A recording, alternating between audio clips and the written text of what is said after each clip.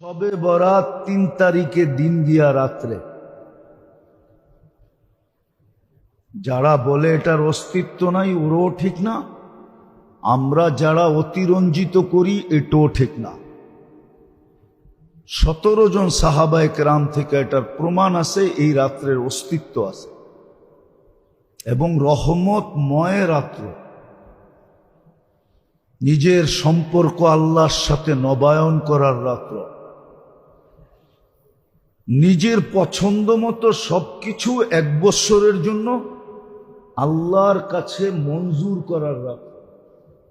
আল্লাহর কাছে মঞ্জুর করে আনিবে পছন্দেরটা, নির্জনে বৈশা, গোপনে বৈশা।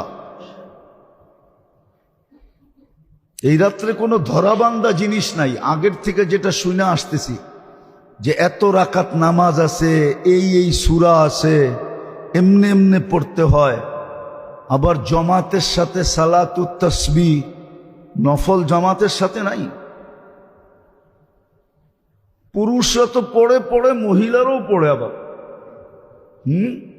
না, এগুলা কিচ্ছু নাই। যেটা আছে ওইটাই আপনাকে বলতেছি।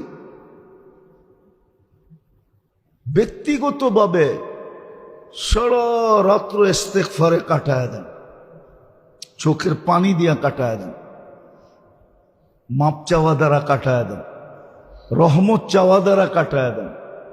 এতটুক চান যে আপনার মন এক সময় ভিতর থেকে বলবে, ভিতর থেকে মনেই বলবে, আল্লাহ মনকে বলাবে যে যথেষ্ট হয়ে গেছে।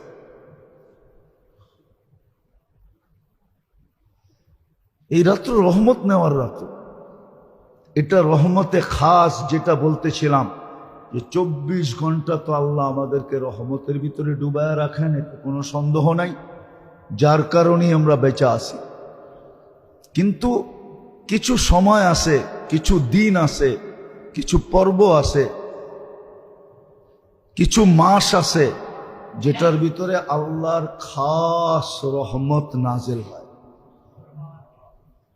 এটাকে টোকানো উচিত, জানা উচিত, চিহ্নিত করা উচিত, কাজে লাগানো উচিত। ছেলে পেলে কেউ বুঝান, এই রাতে পটাকা ফোটানোর রাত্র না।